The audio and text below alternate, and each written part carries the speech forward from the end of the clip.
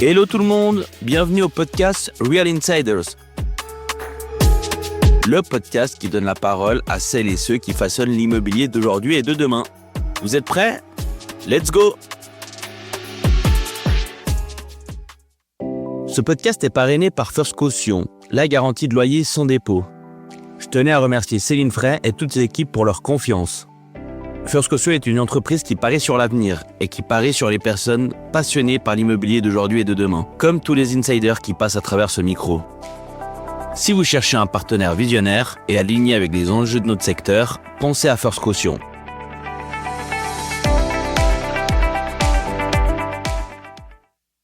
Hello Nicolas, merci de participer au podcast Real Insiders. Salut Joël, merci beaucoup pour cette invitation. Merci beaucoup d'être là. Je suis très content de faire cette thématique qui, je pense, va parler à beaucoup de monde. Mais avant tout ça, pour commencer, est-ce que tu pourrais te présenter et revenir sur ton parcours? Volontiers. Alors, Nicolas Poli, j'ai 34 ans. Je suis né et j'ai grandi à Lausanne où j'ai fait toutes mes études. J'ai finalisé par un bachelor en architecture. Oui. Puis, je suis rapidement allé travailler dans l'entreprise familiale avec un bureau d'architecte en Valais. CP Construction, hein. CP Group. CP Group, pardon, ouais. Dans lequel j'ai fait mes gammes. Et puis, 2-3 ans après, c'est-à-dire à l'âge de 27-28 ans, j'ai commencé à travailler pour Gotham en tant que développeur. Ok. Et donc, Gotham est né 2017. Aujourd'hui, tu es le CEO de Gotham, hein, pour replacer le contexte. Comment l'aventure, elle a commencé concrètement? Alors, tout d'abord, l'aventure, elle a commencé sans moi au tout début. Okay. En 2017, c'est pile la période où je finissais mes études. Je travaillais pour CP. CP était donc le bureau d'architecte qui a construit le Gotham. Oui. Pour la petite histoire, à l'époque, on avait nos bureaux sous gare, on avait une fin de bail. Et grâce à une connaissance qui, par la suite, est devenue un des investisseurs de Gotham, on a pu prendre possession de ces locaux. D'accord. Alors évidemment, à l'époque, on était un bureau de 10-15 personnes. On n'avait pas pris tout cet espace, mais c'était des anciens locaux désaffectés de la Poste. Oui. Donc, on avait vraiment ces 2400 mètres carrés que tu connais qui étaient complètement vides, dans lequel on a jeté nos 10 bureaux, si tu me passes l'expression. Bien sûr. Et puis, petit à petit, grâce à d'autres investisseurs qui le sont devenus par la suite, on a construit des murs autour, on a commencé à mettre du Wi-Fi, etc. Ça a généré de la demande et puis le concept du coworking est né comme ça grâce aux deux autres investisseurs. Génial. Ces deux autres investisseurs, à l'époque, pour avoir suivi Gotham depuis le début, parce que j'aimais bien le branding, il y avait notamment, sauf erreur, Andreas de Batmade, qui était un peu le porte-drapeau en termes de communication de l'espace de coworking à l'époque. Tout à fait. Alors, c'est dont je parlais tout à l'heure. C'est lui qui est arrivé avec cette vision du coworking, cette idée. C'était un ami de mon père. Okay. Il venait nous rendre visite ici au bureau et il a voulu établir ses bureaux de Batmade justement ici. Oui. C'est là qu'on a commencé à discuter du coworking. Nous, on a commencé à mettre ça sur plan. Et puis, l'autre investisseur avait le contact avec le bailleur qui est Mobimo. Tout à fait. Ok. Et donc, toi, tu viens d'un univers très ancré dans l'immobilier et l'exécution, hein, avec CP Group. Est-ce que ça vous a quand même donné une grille de lecture différente pour développer Gotham? Parce que là, vous aviez le côté vision à travers d'un investisseur, puis vous avez le côté business et exécution, on va dire.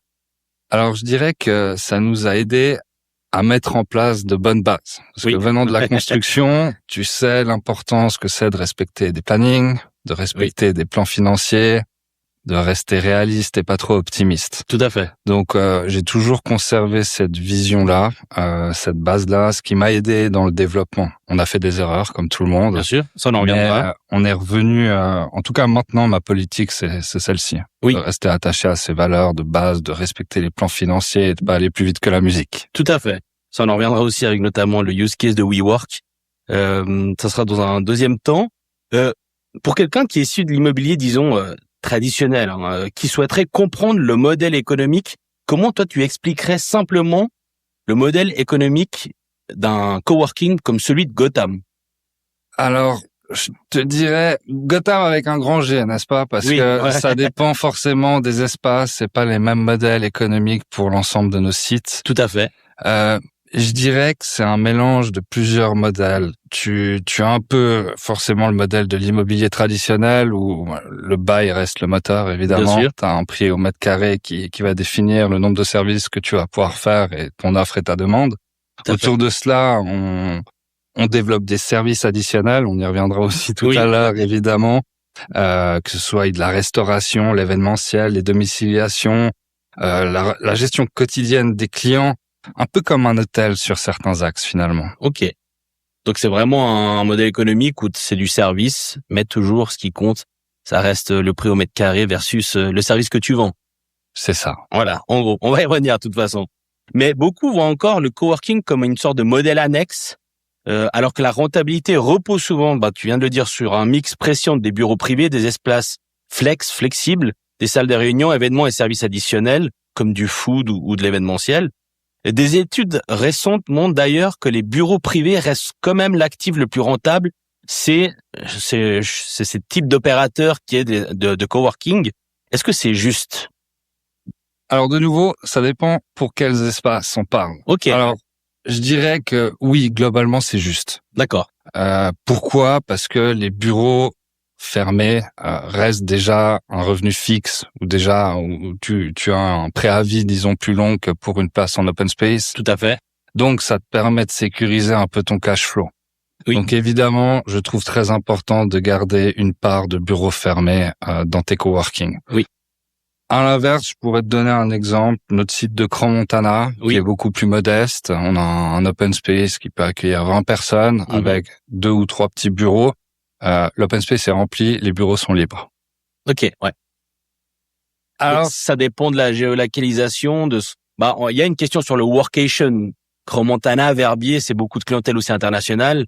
Donc, je pense qu'il y a des gens qui bougent aussi parce que vous êtes les seuls, a priori. Oui. Et du coup, il n'y a pas d'entreprise fixe. Ça, et puis aussi la conception de l'espace. Ouais.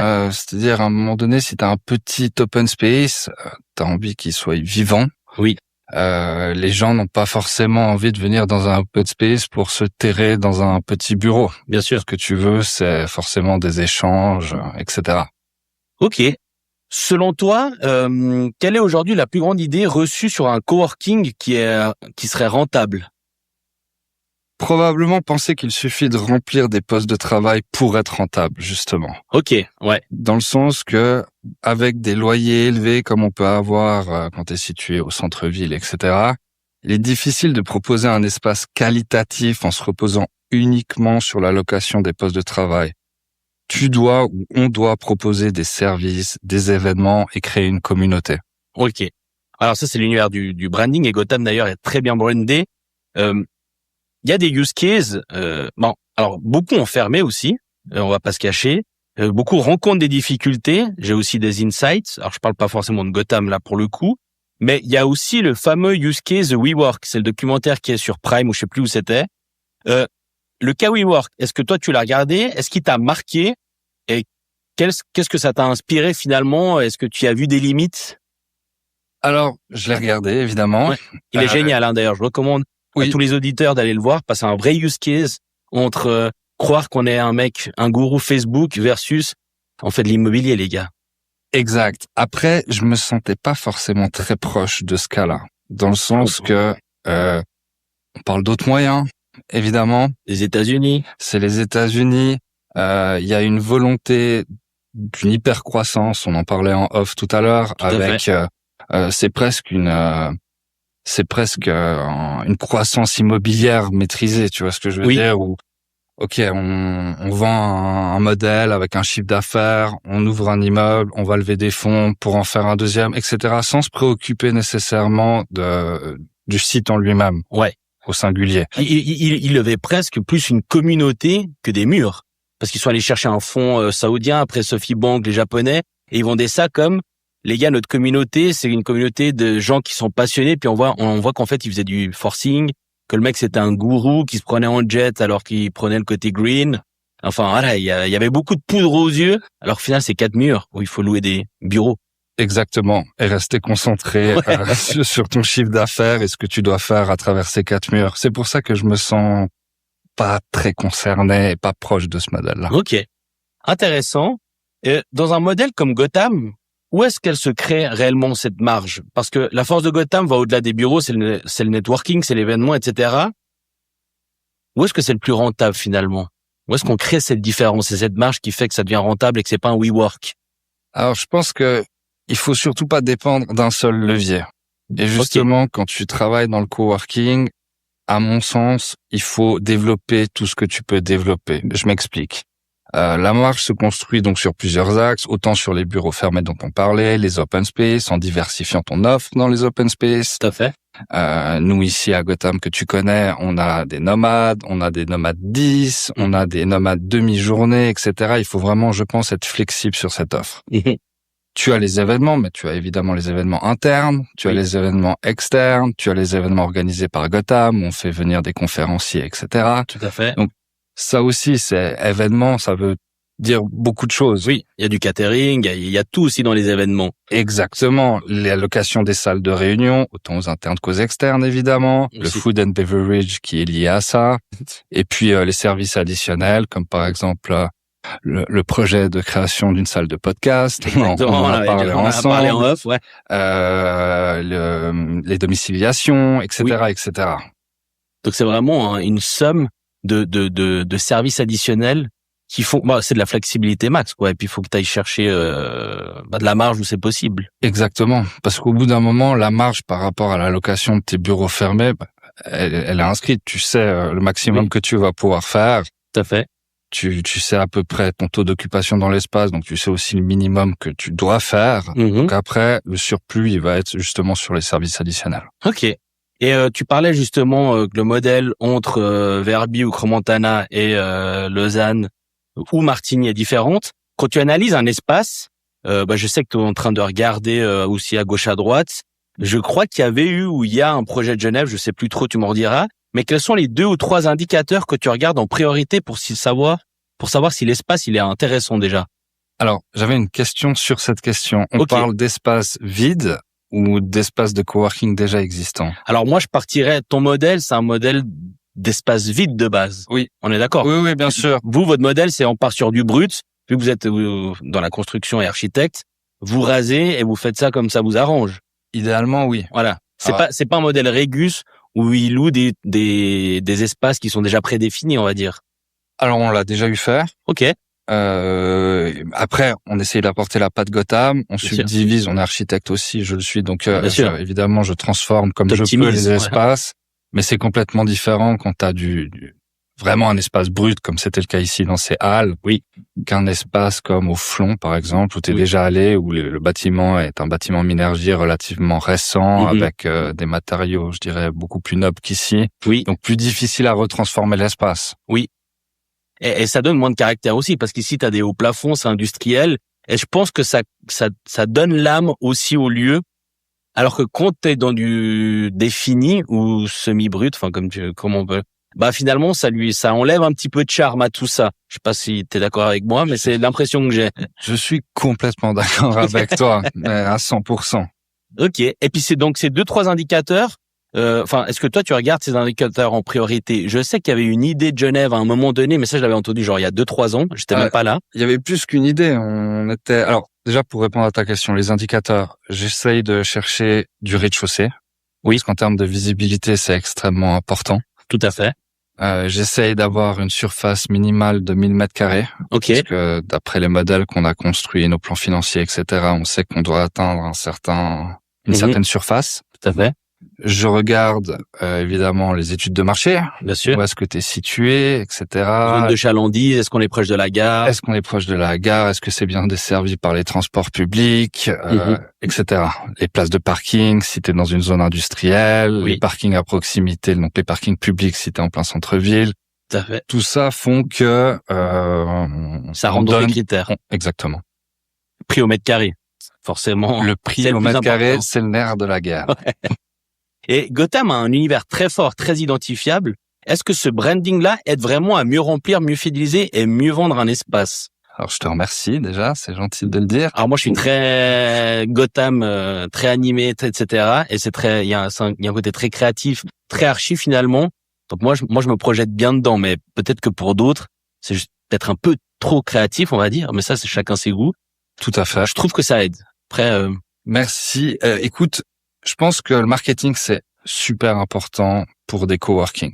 ok. Dans le sens que ça va pas t'aider à convertir directement le client. Mhm. Il va pas signer parce que t'aimes bien le branding Gotham. Et parce Mais qu'on tape de ping-pong, ça ouais. va t'amener à venir visiter Gotham. Ouais.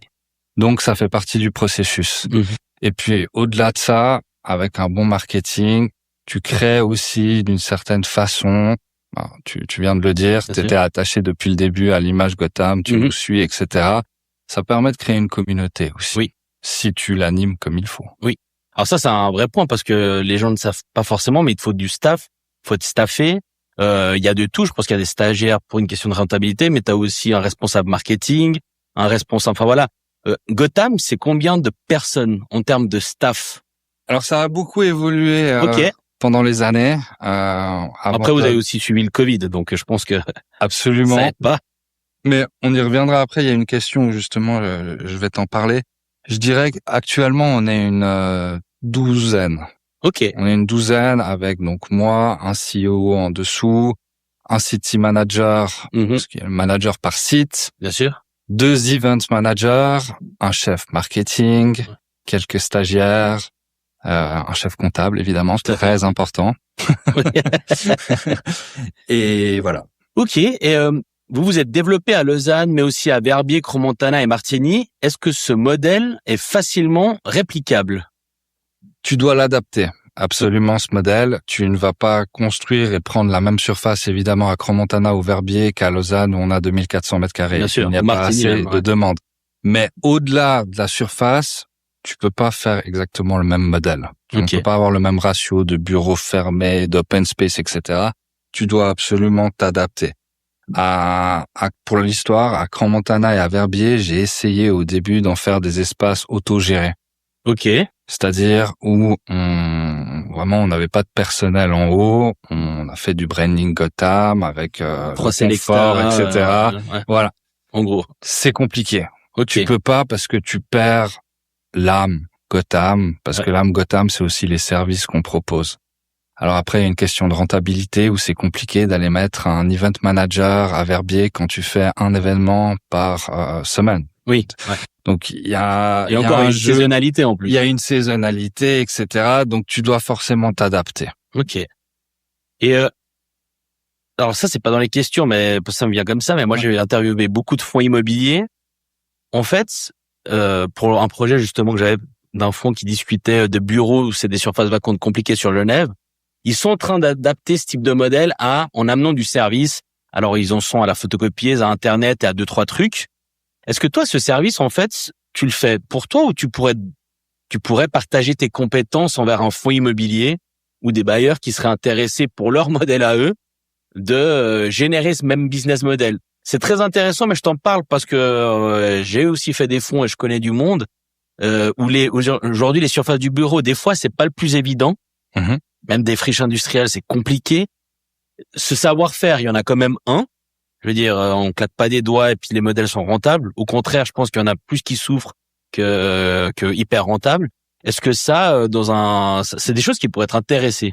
Oui, absolument. Ok. Je suis très ouvert à la discussion. Je l'ai jamais fait. J'ai jamais été approché par un fonds en toute honnêteté. Ok, ouais. Mais si l'occasion devrait se présenter, je la saisirai. Génial.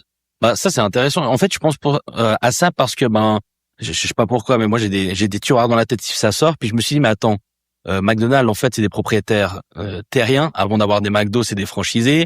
Le non-stop gym, la nana qui a fait le podcast là, elle a dit mais nous on fait pas du fitness, nous on fait de l'immobilier et on va chercher des surfaces, etc. Donc je me dis mais en fait un fonds qui achète au lieu de juste trouver un bailleur, il pourrait faire beaucoup plus de chiffre d'affaires et il pourrait t'appeler. Et puis pour la partie marketing, il pourrait appeler Joël et ça serait nickel. Un boucle serait bouclé. Écoute, où est-ce qu'on signe? Voilà. À tous ceux qui vous écoutent, je pense que ça pourrait être intéressant. Quelles sont les erreurs fréquentes, enfin les plus fréquentes, qui fragilisent la rentabilité d'un coworking, même quand l'emplacement et le branding est bon ou sont bons, pardon. Une politique de prix trop agressive. Ok.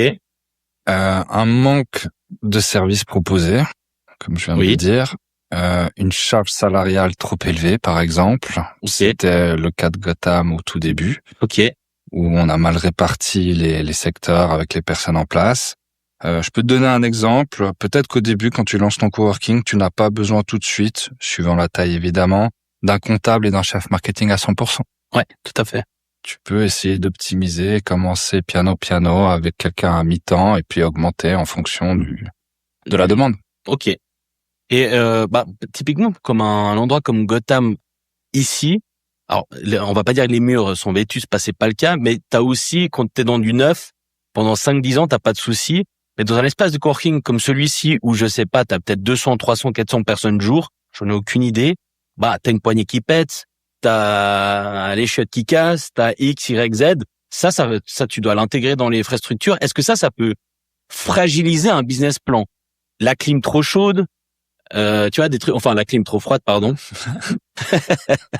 Écoute, non, pas à ce niveau, pas sur 2400 mètres carrés en l'occurrence, parce que quand t'as ces petits problèmes, c'est du détail, quoi. Venant aussi de l'immobilier, comme on disait en intro, j'ai l'habitude de régler le problème tout de suite. Je vais pas attendre, il y a une poignée qui lâche, on règle, il y a un Wi-Fi, il y a un problème de température, on appelle tout de suite. Évidemment, à la fin de l'année, quand tu fais les comptes, c'est une charge, mais tu provisionnes. D'où l'importance d'avoir un bon chef financier avec toi. Pour anticiper les soucis. Exactement. Et à partir de quel moment un espace de coworking commence vraiment à être rentable économiquement? Quand il est plein, quand il est fidélisé, d'où le côté flexible mais fidèle aussi quand tu as des entreprises privées qui sont là, vous avez des gens qui sont là depuis 10 ans déjà quand même, mine de rien, c'est même une bonne couche, ou quand ils monétisent bien ses services autour. Tout ce que tu as énuméré, j'ai envie de te dire, c'est quand tu réussis à fidéliser ton personnel, c'est un énorme pas en avant, évidemment, parce que la formation, ça te prend un temps considérable. Oui. Et c'est forcément une perte sur la rentabilité à un moment donné. Quand tu décides de te donner les moyens d'élargir ton spectre au-delà de l'allocation des places de travail, donc tu vas faire du marketing pour mettre en avant ta partie événementielle, tes locations de salles de réunion, créer de nouvelles salles, une salle de podcast, peut-être demain un fitness, qui sait, une crèche dans le futur, ça serait vraiment incroyable. Bon, ça, il faut dire à la ville, mais ouais. Exact. Ok, donc il y a tout qui rentre en compte. Et aujourd'hui, est-ce que le coworking est devenu une vraie réponse aux nouveaux usages des entreprises, ou est-ce que ça reste encore, selon toi, un produit de niche? Parce que t'es quand même profondément dans l'immobilier, à travers Gotham, mais aussi CP, l'adresse immobilière, etc., etc. Tu connais beaucoup de monde, donc tu vois les choses. Qu'en penses-tu? Je pense sincèrement que le modèle du coworking s'est renforcé ces dernières années. Ok. Après le Covid, c'était un excellent test. On a vu que le coworking est devenu plus fort. On a eu peur à un moment donné que le télétravail tue le coworking, ou en partie en tout cas. On a vu que c'était tout l'inverse qui s'est passé. Et j'ai l'impression que au-delà des privés indépendants comme tu peux l'être, qui viennent de plus en plus dans les coworking pour ne pas rester seuls chez eux, etc. Même les grosses corporations, pour ne pas citer le nom, viennent ici. Oui, parce qu'il y en a des belles, partiellement leurs collaborateurs en open space, par exemple. Pour ne pas les laisser justement en télétravail. Et puis le Covid, vous l'avez vécu comment? Parce que c'est quand même une grosse charge financière. Je pense que c'est pas facile parce que du coup, tu as beaucoup de clients. Alors, pas facile, c'est le prénom. Non, le Covid, on l'a très mal vécu. La flexibilité de Gotham voulait qu'on libère nos clients sous 1 ou 2 mois selon le contrat que tu avais. Ah oui. Donc forcément, tu te retrouves avec un taux de remplissage extrêmement bas, pour ne pas dire nul, très rapidement. Ouais, donc c'est dur. Par contre, les loyers continuent de tourner, donc voilà, tu dois avoir les reins solides. Tu dois avoir les reins solides, tu dois aller discuter avec tes propriétaires. C'est jamais très agréable de se retrouver dans ce genre de situation. Bah non. Non, à ne pas reproduire. Ok. Les destinations de montagne, justement, est-ce que c'est une niche bien exploitée ou une tendance de fond durable? Parce que on est dans le workation. Est-ce que c'est là pour durer en Suisse? Alors, ni l'un ni l'autre. Je pense que le workation, c'est une tendance qu'on retrouve dans les journaux, mais c'est pas encore très bien appliqué. Ok. Dans le sens que le coworking, en station, il peine. De mon expérience, en tout cas, à Verbier, j'ai vu des coworking qui fermaient, qui ont fermé. Le nôtre, il va tout bientôt fermer pour cause de travaux immobiliers sur l'hôtel où on était situé. Aujourd'hui, le foncier, surtout à Verbier et Crans-Montana, il est tellement élevé que c'est compliqué d'ajouter des services dans ton coworking. Ouais. C'est compliqué d'avoir ne serait-ce qu'une personne à 100%, un city manager qui est sur place. C'est pour ça que tout à l'heure, je te parlais d'espace autogéré. Plus qu'un choix, c'était une nécessité, en fait. Alors aujourd'hui, on est en discussion avec les communes pour essayer de sauver le coworking en station. Oui. Mais ça va passer par les instances publiques. Ah ouais, quand même. Pour nous aider. Enfin, c'est un choix. Je dis pas que ça va se faire, mais c'est en discussion, quoi. C'est en discussion. Ouais, donc c'est toujours, on en revient toujours au truc de base. C'est que là, finalement, on parle d'immobilier de prix au mètre carré, quoi. À Verbier, c'est comme quand t'achètes une baraque à Verbier, t'as 30 000 francs du mètre carré aujourd'hui, voire plus, voire moins. Enfin, ça dépend. Et puis ces stations qui malheureusement où il y a de la vie un peu plus que saisonnière, j'ai envie de te dire, c'est ces stations qui ont un prix du mètre carré très élevé. Ouais. Et puis toi, tu peux pas facturer non plus 1000 francs de la journée aux gens qui viennent à l'espace de coworking. Donc c'est pas si évident en fait. Non, pas du tout. Question plus personnelle, si j'imagine que c'est pas du coup simple tous les jours, dans ce rôle de CEO, qu'est-ce qui est le plus exigeant humainement? Alors, je ne me plains pas du tout. Je te dis sincèrement. Je suis très content de ce que m'apporte Gotham. Le fait de jongler avec plusieurs entités, un petit peu d'immobilier, un peu d'architecture, etc., c'est très plaisant aussi. Le plus difficile, je te dirais que c'est que t'as une responsabilité vis-à-vis des 200-300 clients que tu as, de la vingtaine de collaborateurs dans Gotham, et que effectivement, quand tu pars en vacances, tu peux rarement complètement déconnecter la prise. Mais en dehors de ça, ça roule. Et est-ce que le coworking rentable de 2026 ressemble encore au coworking de 2017, quand Gotham se lance à Lausanne, ou est-ce que le modèle a changé finalement? Alors, je pense que le modèle, la base, elle était, comme je te disais, assez bien mise en place. Elle a évolué, elle a été adaptée, optimisée. L'année passée, c'était une année phase, par exemple, dans le secteur de l'événementiel pour nous. Ce qui nous a conduit à engager une personne supplémentaire dans le secteur, à augmenter le taux d'activité de notre chef marketing. Donc, tu vois, tu dois t'adapter en fonction de la demande. Et puis, cette année, déjà, en 2026, on sent une petite baisse. Donc, et est-ce que le coworking rentable de 2026 ressemble encore au coworking de 2017, quand Gotham se lançait justement à Lausanne, ou est-ce que le modèle a complètement changé? Le modèle, il a été optimisé, il s'est adapté selon les besoins, la demande. Je te donne des exemples. L'année passée, c'était une année très correcte pour le secteur de l'événementiel, ce qui nous a conduit à engager du personnel, à augmenter le taux d'activité de notre chef marketing, ce qui fait que ça crée une émulsion. Sur notre site de Martigny, on a ouvert en 2019, on était front de rue avec un restaurant sur une rue très passante. Le concept de restauration, on a mis des années à le trouver. On est passé pendant 2, 3, 4 ans à le changer une fois par année. Ça fait depuis 2025 qu'on a trouvé la bonne formule. Donc, tout ça pour te dire que tu t'adaptes, tu essayes, tu fais tes propres tests et puis au final tu es flexible comme un espace de coworking, quoi. Absolument. C'est un peu ça, hein, c'est du jonglage tous les jours. Et dernière question, quel conseil pourrais-tu donner à un jeune qui souhaite se lancer ou développer un espace de coworking, par exemple? Entoure-toi d'un très bon responsable financier. Trouve une localisation AAA, sois raisonnable et prudent dans ton plan financier.